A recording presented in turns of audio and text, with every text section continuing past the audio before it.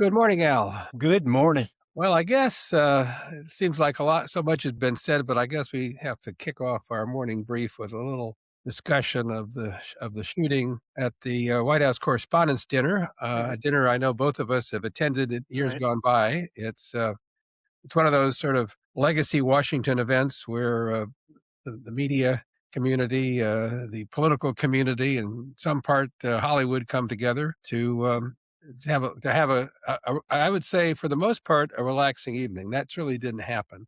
Yeah, And the fortunate thing is no one was hurt or killed. It sounds like the Secret Service officer who was shot in the vest is released from the hospital. yeah, To me, that's actually amazing that the perpetrator, wasn't killed on site, frankly. But I guess where I want to start is I really spent obviously 8 years around protectees, a president and a vice president. One of the things I did as chief of staff to Vice President Bush because we were traveling so much, and I had a really good traveling party. I was on most of the trips, and people really did cooperate and with the Secret Service. We had a very good relationship with the Secret Service. But I thought for people to really understand it, I'd been briefed, but I thought it'd be good to go out to their training facility. And so the people who traveled the most with us, with Vice President Bush, all went out, Beltsville area, and spent really the better part of a day going through some of the exercises, watching them do what they do. We went through some actual exercises with, I'm happy to say, blanks being fired, but with right. gunfire going off around us. And I remember it like it was yesterday, and it's very interesting because after we did it, most of the traveling party decided it was just fine for me to be standing next to the vice president. They weren't so Yeah, sure they wanted to be.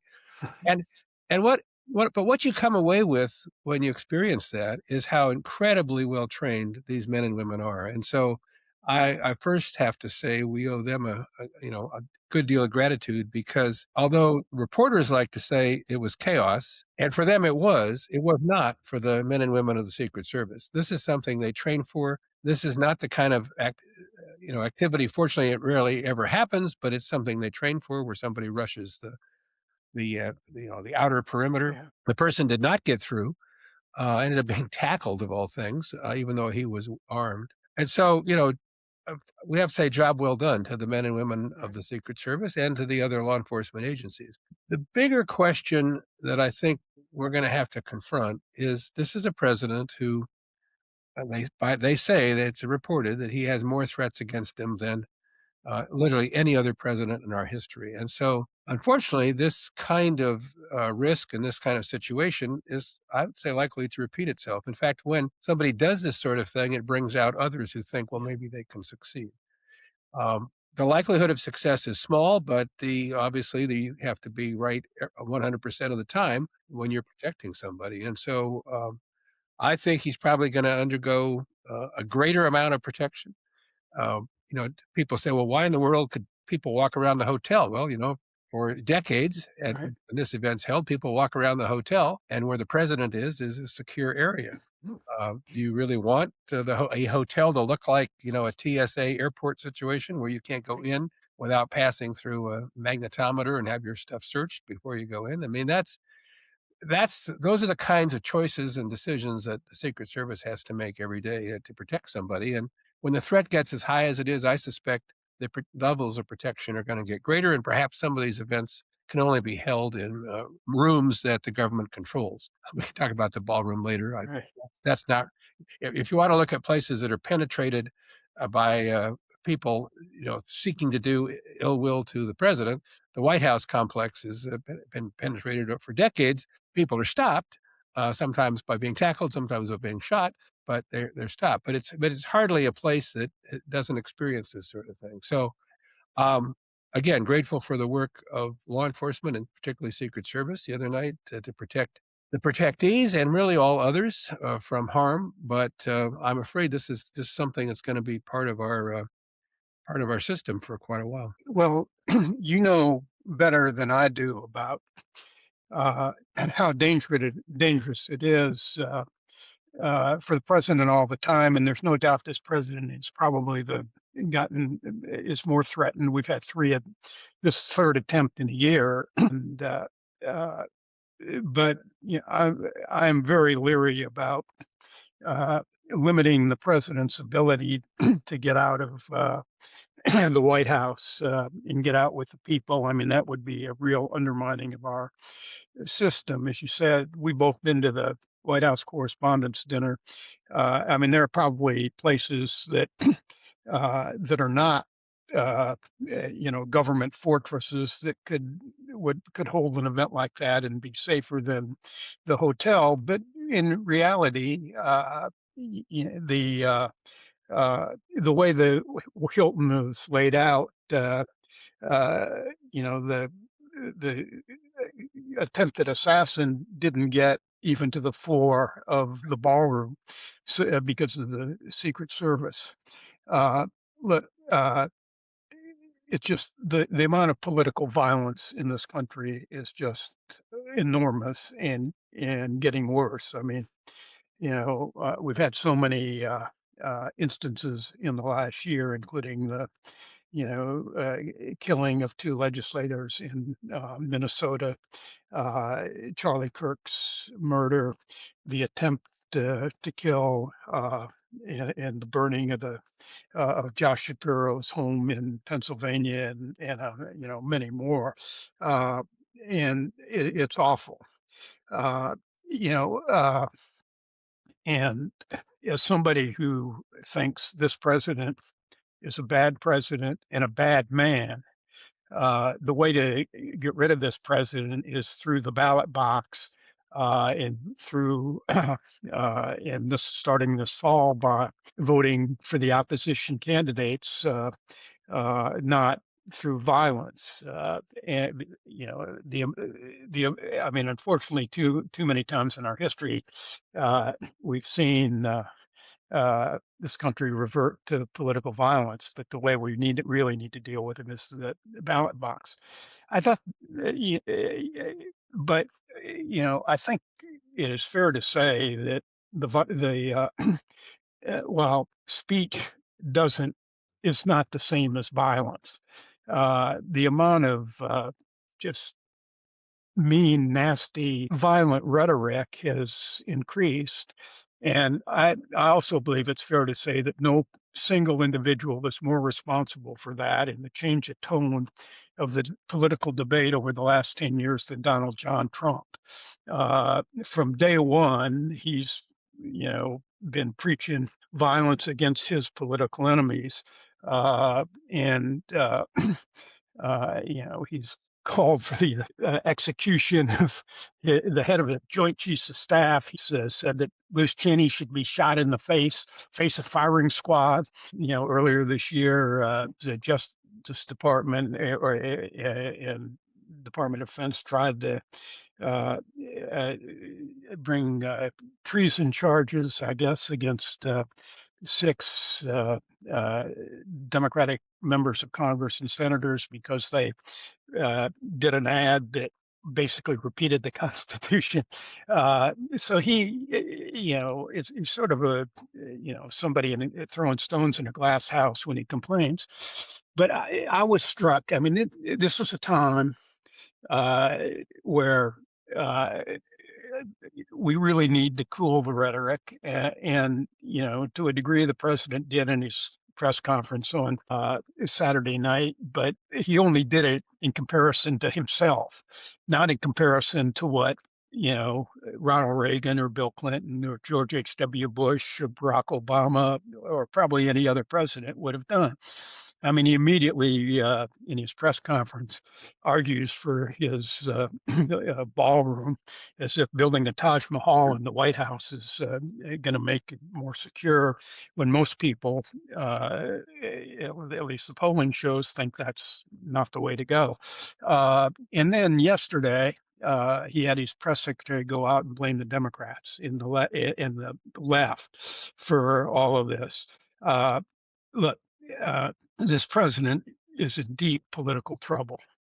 And as I said, the right way to beat him is at the polls, and it looks like barring some unforeseen things, that's going to happen. And so I understand he wants to take advantage of this really heinous event to try to do his politics. But I find it sort of crocodile tears for the press secretary who, moments before the shooting, was telling reporters that he's going to take some shots. There are going to be shots fired at the dinner. To now complain that it was only the president's enemies. Uh, so, as I look at it, uh, this is a terrible event. I mean, obviously, we're pleased that nobody was hurt, and but I do believe that any efforts to use it politically on either side are not going to turn out to be not make a difference. And that a week from today, uh, the political situation in the country will be back the same as it was the day before the White House Correspondents' Dinner. Yeah, I agree. I would only add, I agree with you, but I'd only also add that I thought here's a dinner that President Trump has shunned. He's not Right, shown up. He really went in broadcasting in advance. He was going to be very adversarial and take on the press, for whom he seems to have little respect, although he talks to them all the time. And he ends up taking the event and turning it into a, a weekend reality show, right, as you like to remind us. And I mean, right, I thought, think of the options he had. First of all, he had no idea of knowing whether there were more shooters or whether there's a shooter in the room. He reportedly wanted to stay in the room right, so he could, quote, "see right, what was happening," putting not only himself, his agents, and everybody else in the room at right, risk. There was another shooter. They get him out of there, and what does he say? "I'll be in the press briefing room in 30 minutes." right. Uh, why does he go into the press briefing room? Or if he does go into the press briefing room, why doesn't he thanked everybody that, for the work they did, and glad nobody was shot, and let law enforcement provide a briefing of a shooting incident about which he had been briefed, I guess, but didn't really know the full details. But he had to be the tough guy. He had to Yeah, be the survivor. The only thing he didn't do was wave his fist in the air again. right, And then books himself onto 60 Minutes to talk to them. I was also listening to the George Stephanopoulos show and heard Jonathan Karl say that that Sunday morning, the day after the shooting at 7 a.m., the president called him right, right. to talk with him. I mean, the fixation that Trump has about being in the middle of a major story, including an assassination attempt Right, at him, it's right, just beyond anything. And the damage does is not just like a communications question. The damage this does is that it puts more focus on uh, the action itself, the activity itself, and people who have simply had enough, who are unable to control themselves when it comes to violent actions, look at this and they're only encouraged. So I think he increases his own risk. Um, like you say, I think for most of us, the story, the story kind of ends successfully, but yeah, ends in the days ahead. But I just fear that the way he's handled it is increasing his own well, risk, and um, but it's this need to be the tough guy that yeah. even when his own life is threatened, it's just remarkable. I sort of have two observations. One, you're right. He basically uses the press as a prop in his reality show. He attacks them. He calls them traitors. He makes fun of them. Uh, he's completely uncivil to them, particularly women reporters. Uh, and if they ask him a reasonable question that he doesn't want to answer, he attacks them for asking the question. But he has his favorites, including Jonathan Karl, Maggie Haberman, and others, who he calls regularly because he knows when the press he understands uh, how to use the media, I think, better than any other president that we've ever had, because he is a reality show performance. So that's one thing. He use the way he uses the press. But the other thing that really struck me is yesterday there's this. I mean, I wind up turning these things off, but there was this press conference with the law enforcement people who were in charge of this investigation. You know, Todd Branch, his acting attorney general, Kash Patel, at the FBI, uh, Janine Pirro, the U.S. attorney. Not one of them qualified for their job. And I mean, Kash Patel, I gather, was ducking under the table, like a real leader would be of a law enforcement agency at the dinner, and who rumors were going to be out this week, are going to be out this week because he basically had drunk on the job.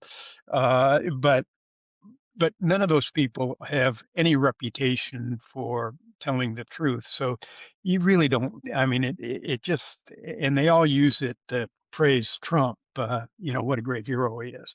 Yeah, Uh, but the other thing, and we don't have really time to discuss this morning, but uh, you know, while all this is going on, and Trump will try to, I'm sure, keep this going for the rest of the week if he can. The situation in Iran is really deteriorating. The German chancellor, I think, this morning or last night, took a real shot at Trump for the way he's handled the war. And we're going to get out of this war, as we've discussed before, no matter how it ends, right? Worse off than we were going in. I mean, Iran, who you can only say that the Iranian negotiators think they have the upper hand when they offer to split the nuclear issue from opening the Strait of Hormuz. And I gather they've been talking to the Omanis about a toll structure for the strait. I mean, that was international water. So, and how is all that going to play out here? One, I mean, it's going to continue. I mean, continue the deterioration of the way the country uh, is perceived around the world, but it's going to continue the higher gas prices here. I mean, oil is again skyrocketing after this latest deal.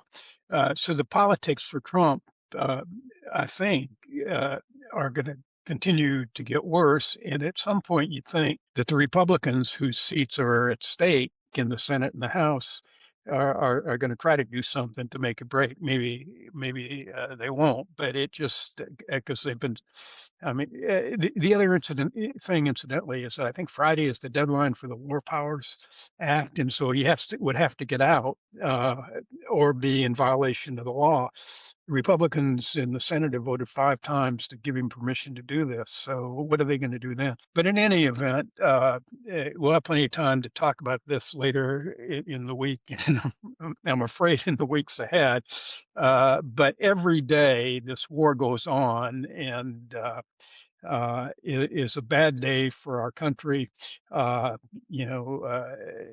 in the Atlantic last night, there was a story that Vice President Vance has warned them that our munitions are running out. I mean, things are really off the rails, and we've got to get back to paying attention to that. yeah. I guess that's a good place to leave it. But I sure agree. I think every day that Donald Trump has to talk about Iran, negotiate with Iran, Yeah.